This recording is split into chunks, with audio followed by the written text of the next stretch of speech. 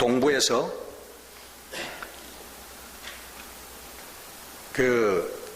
어느 목사님이 쇼핑몰에서 아이들이 산타클로스 복장을 하고 거기 가서 또 아이들이 사진 찍고 하는 거기 와글거리는 데 가가지고 그렇게 설교를 했대요. 이거는 크리스마스의 의미가 아니다. 이거 다 가짜다. 하면서 정말 예수 그리스도가 오신 의미를 거기서 설교하다가 체포됐대요. 그런 기사가 얼마 전에 났었습니다. 근데 정말 우리 크리스마스에 축하하는 그 예수님은 누군가? 그 예수님은 무엇 때문에 여기 이 땅에 오신 것인가? 오늘 본문 말씀은 정확하게 우리 예수님을 가리키고 있습니다. 태초에 말씀이 계시니라.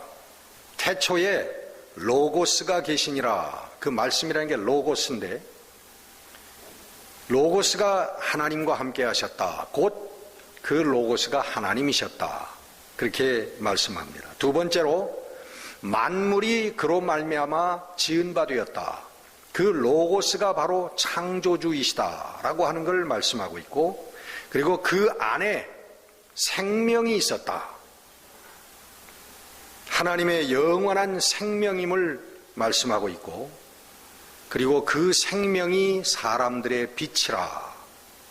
사람들의 진리고 우리 인생이 갈 수 있는, 얻을 수 있는 진리와 구원의 길이라고 하는 것을 말씀하고 있습니다. 이게 요한복음 1장 1절부터 나오는 4절까지의 말씀이에요. 종합하면 우리 하나님의 말씀이신 로고스는 하나님 자체이시고 만물을 지으신 창조주시고, 그리고 그 안에만 하나님의 영원한 생명이 있어서 우리 인간들의 참된 진리와 구원의 빛이 되신다고 하는 그 말씀을 하고 계시는 것입니다. 그분이 바로, 그 로고스가 바로 예수 그리스도시다 하고 요한복음은 선포하고 있는 것입니다. 로고스는 하나님의 능력을 의미하는 것입니다. 이 윌리엄 바클레이에 의하면은 이 로고스를 얘기할 때는 두 가지의 개념을 생각해야 된다, 그렇게 얘기합니다. 첫 번째는 뭐냐 하면 이 로고스라고 하는 것은 하나님의 능력이다. 우리 인간들이 입을 벌려서 얘기하고 있는, 지금 저처럼 또 이렇게 입을 벌려서 설교하고 있는 이러한 말이 아니라는 거죠. 우리 인간 개념의 그런 말의 개념이 아니라 이것은 하나님의 상상할 수 없는 능력이다. 로고스는 그렇게 말을 합니다. 여러분, 하나님이 무슨 말씀을 하시겠습니까? 하나님이 쓰시는 언어가 뭘까요? 우리들에게는 한국말 하시겠죠. 또 미국 사람들에게는 뭘 할까요? 영어 하시겠죠, 영어. 예? 프랑스 사람들에게는 프렌치 하겠죠. 하나님께서 이런 인간의 언어로 말씀하시는 게 아니라는 거죠.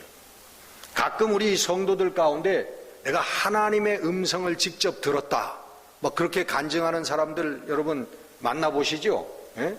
하나님 음성이 들렸다. 저는 그런 분 있으면 묻고 싶어요. 하나님이 한국말을 하십니까? 아니면 영어로 말씀하십니까? 아니면 그 신약 성경 원어인 헬라어로 말씀을 하십니까?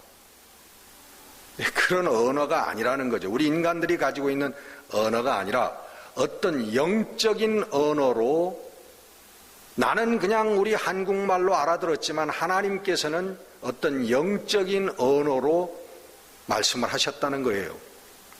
우리 모든 존재에게는 파장이 있습니다. 살아있는 존재에게는 파장이 있는데, 눈에 보이지 않는 이 공간에도, 여기에도 여러 가지 파장들이 있어요.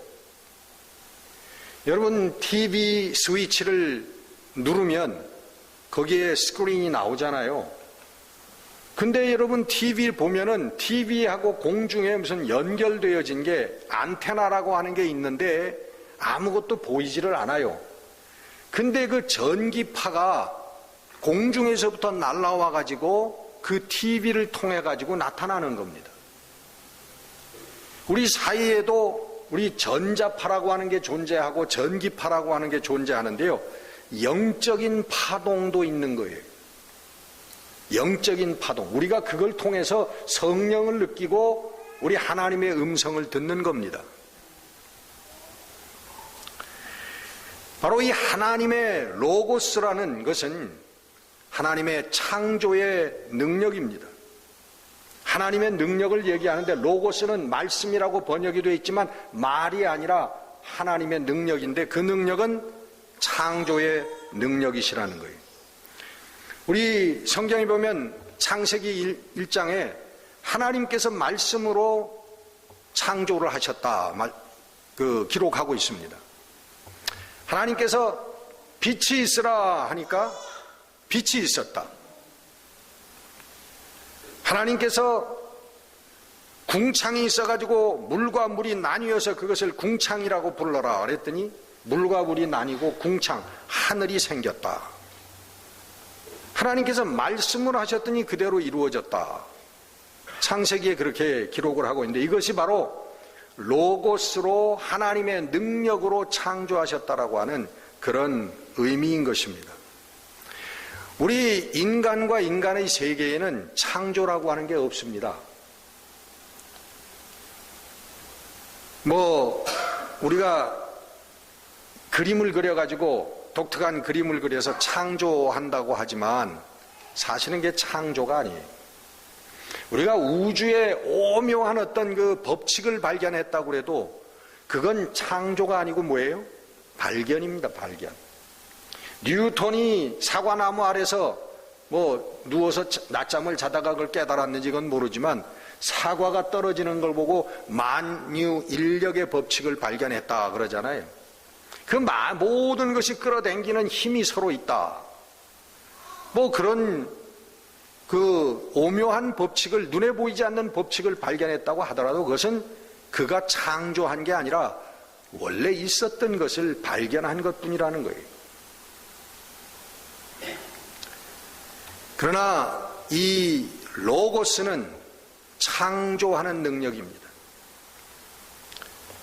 그 창조의 의미는 여러분, 이 세상에서는 우리가 깨달을 수 없는, 우리가 소유할 수 없는 그 창조의 능력이라고 하는 것은 바로 시작을 의미하는 것이고 기원을 의미하는, 오리진을 얘기하는 거예요. 창조하지 않았으면 아무것도 없는 거예요. 창조했기 때문에 이게 시작이 된 거고 있음이 있게 됐다는 거예요. 그래서 이 로고스는 모든 것의 주인이라고 하는 얘기입니다. 모든 것의 원주인이 되시는 분이 로고스라고 하는 얘기예요. 이 하나님의 말씀은 또 오늘 본문에 보면 생명의 능력으로 나타납니다. 생명의 능력. 여러분, 생명이라고 하는 참 의미가 뭘까요? 생명, 살아있다고 하는 것. 이 생명의 여러분 참 의미는 끝이 없다라고 하는 것입니다. 끝이 없다고 하는 게 생명이에요. 그래서 우리 인간들이 생명을 지금 가지고 산다고 하잖아요. 근데 이 생명은 가짜라는 거예요. 끝이 있기 때문에. 원 생명은 끝이 없는 것입니다. 그 의미가 바로 생명이라고 하는 뜻이에요. 여러분, 이 세상에 여러분 끝이 없는 거 여러분 아시는 게 있습니까? 이 세상의 모든 만물은 끝이 있습니다. 지구보다도 더 큰 수백 배 더 큰 행성이요, 블랙홀이라고 하는데 확 빨려 들어가 가지고 없어지는 그런 것도 지금 우리 과학으로 다 들여다보고 있거든요. 우리 인간이 죽어서 없어지는 거, 그건 뭐 말할 것도 없죠.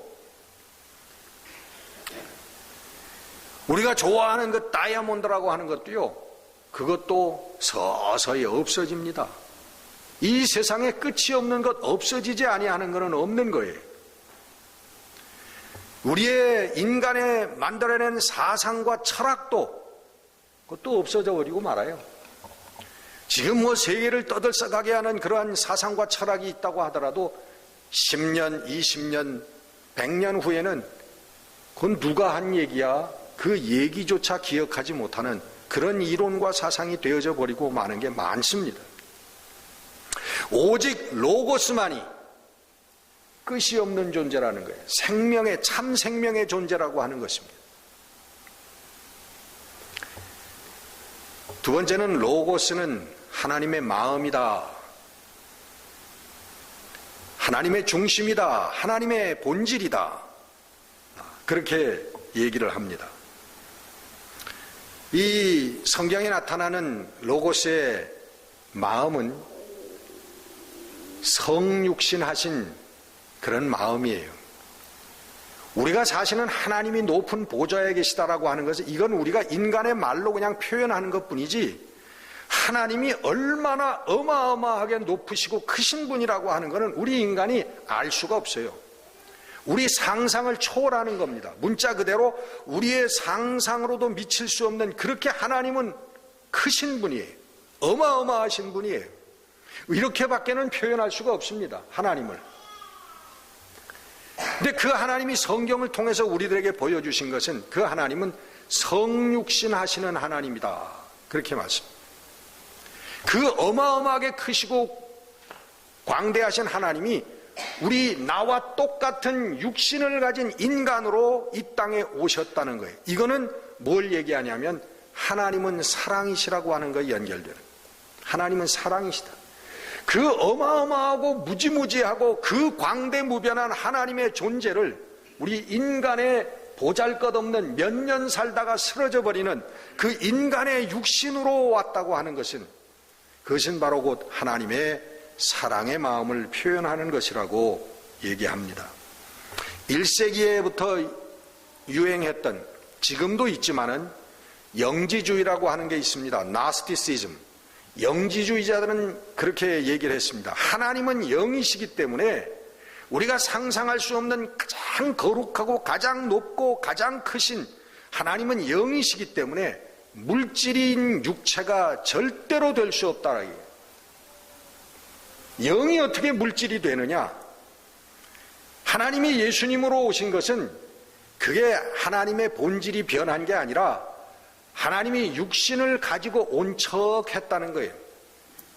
그래서 십자가에 달려서 못을 바꿀 때도 아이고 아파라 아이고 아파라 하나도 안 아프지. 영이 뭐 고통이 있냐? 하나도 아프지 않은데 아픈 척 하셨다는 거예요.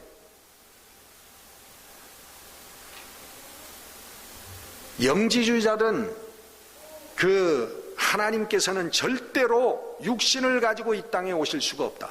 이 땅에 와서 배고픔을 느끼실 수가 없고 이 땅에 와서 아픔을 인간이 가지고 있는 아픔을 느낄 수 없는 분이다. 그러나 로고스이신 우리 예수님은 이 땅에 오셔서 정말 물과 피를 쏟아주셨고 정말 죽음 앞에서 두려워하며 근심하며 하나님께 매달려 기도하는 우리 참 인간의 모습을 우리에게 보여주셨습니다. 그리고는 하나님의 뜻을 따라서 순종하여 십자가 위에서 그 고통과 모멸을 겪으시면서 죽어주심으로 말미암아 우리들의 죄를 씻어주실 수 있는 구세주가 대속주가 되어 주신 것입니다.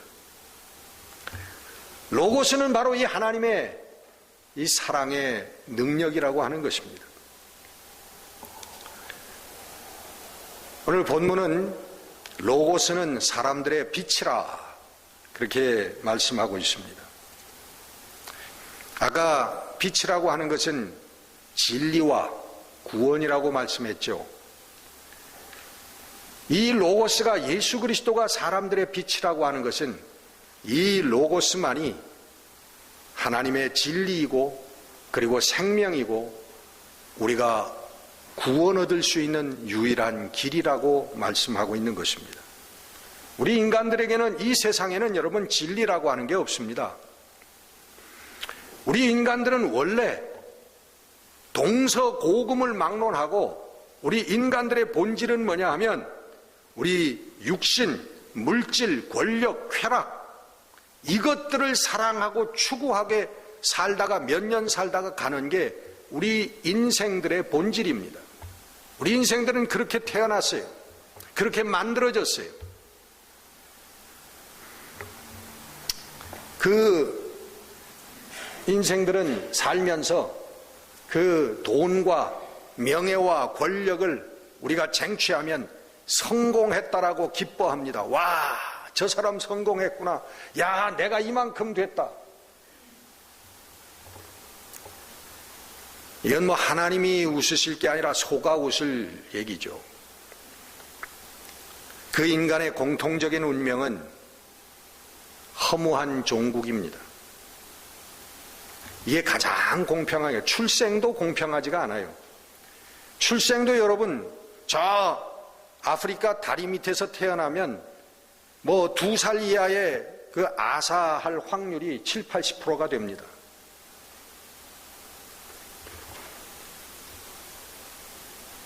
오늘 저기 한국에서는 TV 앞에 무슨 수석이라고 하는 사람이 나타나서 뭐 증언을 한다고 얘기를 하죠. 근데 신문에 보니까 그 사람이 대단하긴 대단한 사람이더라고요. 20살에 고시를 패스하고, 예? 뭐 벌써 40 이전에 뭐 부장 판사 뭐 이렇게 뭐 검사 뭐 대단한 자리고, 그리고 이제 그 대통령 수석의 자리에까지 올라간 사람, 벌써 이미 40대 초반에. 여러분, 그 어떤 사람이라고 할지라도 공평한 우리의 공동적인 운명은 뭐냐 하면 죽음이라고 하는 거예요. 죽는 순간은 여러분 똑같습니다. 태어나는 모습은 각기 다를지 모르지만 가는 모습은요, 어떤 사람이든지 똑같아요. 요즘에 저희 친구들 만나면요, 대화가 뭐냐 하면 무슨 약 먹느냐, 무슨 약이 좋으냐, 그리고 뭐 무슨 병이 있느냐, 또 하나는 아이고 어느 친구가 죽었대더라. 이게 여러분 대화예요. 그리고 한 가지 더 하면, 야, 요즘에는 우리 마누라 구박이 얼마나 심한지 모르겠어요. 이게 만나서 공통적인 대화, 만나기가 싫어요. 우리 친구들 만나기가 싫어. 성경은 말합니다. 야고보서 4장 14절, 내일 일을 너희가 알지 못하는도다. 너희 생명이 무엇이냐? 너희는 잠깐 보이다가 없어지는 안개니라. 베드로전서 1장 24절, 그러므로 모든 육체는 풀과 같고 그 모든 영광은 풀의 꽃과 같으니 풀은 마르고 꽃은 떨어진다. 우리 인생의 실상을 묘사하고 있습니다. 여러분, 오직 로고스 예수 그리스도 안에만 진리와 영원한 생명이 있음을 여러분 믿으시는 여러분 되시기를 축원합니다. 오직 영원한 생명과 진리는 예수 그리스도 안에만 있어요. 그 예수 그리스도 안에, 로고스 안에 있는 사람들만 이 영생을 알고 영생을 누리며 살고 영생할 수 있는 것입니다. 여러분, 그 영생에는, 이 진리에는 한 가지 조건이 있습니다. 그것은 이 세상을 사랑하지 아니하고 로고스를 사랑하며 살라고 하는 것이, 이게 한 가지의 조건이에요. 요한일서 2장 15절 말씀에는 이 세상이나 세상에 있는 것들을 사랑하지 말라. 누구든지 세상을 사랑하면 아버지의 사랑이 그 안에 있지 아니하니 이는 세상에 있는 모든 것이 육신의 정욕과 안목의 정욕과 이생의 자랑이니 다 아버지께로부터 온 것이 아니요 세상으로부터 온 것이라. 이 세상도 그 정욕도 지나가되 오직 하나님의 뜻을 행하는 자는 영원히 거하느니라. 아멘. 이게 여러분 영생의 한 가지의 조건이 하나님의 진리의 삶을 살고 하나님의 진리의 세계에 들어가고 하나님의 영원한 생명을 얻고 하나님의 영원한 생명의 삶을 살게 되는 한 가지의 조건이 바로 이것입니다. 세상에서 이 세상에 취해서 살지 말라라고 하는 거예요. 다른 아무런 조건도 없습니다, 여러분. 뭐 교회 열심히 나와야 된다는 조건도 없고요. 헌금 많이 해야 된다는 조건도 없어요. 단지 우리 마음에 우리 로고스 하나님을 사랑하는 마음, 하나님만을 바라보고 사는 그 마음만 가지고 살라는 거예요. 이것은 무슨 얘기냐 하면 로고스와의 관계, 하나님과의 적절한 관계. 그럼 신문에서는 적절한 관계라는 얘기는 많이 안 나오고 가끔 보는 게 부적절한 관계라고 하는 단어는 많이 나오죠. 그게 무슨 관계지라. 하나님과 우리가 맺는 것은 적절한 관계를 맺고 살아야 된다. 하나님과 부적절한 관계를 맺고 사는 사람들은 그것은 영생을 받을 수가 없다고 얘기하는 거예요. 보건회파라고 하는 분이 이런 얘기를 했습니다. 아브라함이 하나님께서 그 아브라함 생명보다 귀한 아들 이삭을 너 제물로 바쳐라. 그를 데리고 산에 올라가서 제단에 눕히고 칼로 그 멱을 따가지고 껍질을 벗기고 각을 따가지고 태워서 하나님께 바쳐라. 이 청천벽력 같은 명령을 듣습니다. 근데 아브라함이 아침 일찍 일어나가지고 장작을 짊어지고 불을 들고 이삭과 함께 모리아 산으로 올라갑니다. 제단을 향해서. 보네퍼는 그렇게 얘기했습니다. 아브라함이 모리아 산을 올라갈 때 이삭과 함께 올라갔고 그 모리아 산을 내려올 때 똑같이 이삭과 함께 내려왔다. 올라갈 때와 내려갈 때 똑같았는데 그러나 내려올 때는 아브라함은 완전히 다른 사람이었고 저는 근본적인 변화가 일어난 사람이었다라고 얘기합니다. 무슨 말씀이에요? 아브라함이 아들 이삭을 바치려고 하나님께 올라갔을 때 그리고 내려왔을 때는 하나님과의 관계가 완전히 달라져 있었다는 거예요. 아브라함은 살아있는 이삭을 데리고 산에서 내려왔지만 사실은 그 이삭을 하나님께 바친 것이라는 거예요. 저는 칼을 들어서 하나님께 바치려고 했어요, 이삭을. 하나님 그거 받으셨어요. 그 순간 이 아브라함은 내 인생의 가장 소중한 것, 아니 모든 것, 내 생명보다 귀한 모든 것들을 하나님께 바친 사람이 된 것입니다. 하나님 그에게 소중한 모든 것들을 다 앗아가지 아니하셨지만 하나님 이미 다 받으신 거예요. 뿐만 아니라 아브라함의 중심에서 하나님과의 관계가 완전히 새로워지는 그런 역사가 일어났다는 것입니다. 삶의 중심 이동인 것입니다. 우리의 중심이 하나님께로 이동하는 그런 역사란 말이에요.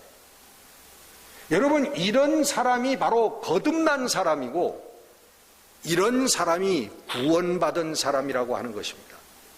아직도 이 세상의 것들을 내 소중한 것으로 붙들고 놓지 못하고 바들바들 떨면서 예수 믿는다고 하는 사람들은 그 사람들 보고 하나님께서 구원받은 내 사랑하는 자녀야, 하나님이 그렇게 얘기하시겠습니까? 하나님은 아브라함에게 얘기한 것같이 똑같이 얘기해요. 너 그거 바쳐라, 나에게. 네 생명보다 소중한 네 아들 바쳐, 네 재산 바쳐, 하나님이 그거 꿀꺽 하시지 않지만 우리 마음속에서 하나님을 향하여 다 바치라는 거예요. 그거 바쳤을 때 하나님이 그때야 내가 나를 경외하는 줄을 알겠다라고 구원을 선포하시는 겁니다. 이것이 이 삶의 중심 이동이 일어난 사람이 진정 거듭난 사람이고 하나님과 로고스이신 하나님과 동행하며 사는 사람이라고 하는 것입니다. 길이요 진리요 생명이신 예수님의 오심을 의미하는 것이 바로 이것입니다. 2016년 우리 크리스마스에 우리 하나님을 향한 우리의 삶의 중심 이동이 일어나는 성도 여러분들이 되시기를 주의 이름으로 축원합니다. 기도하십시오.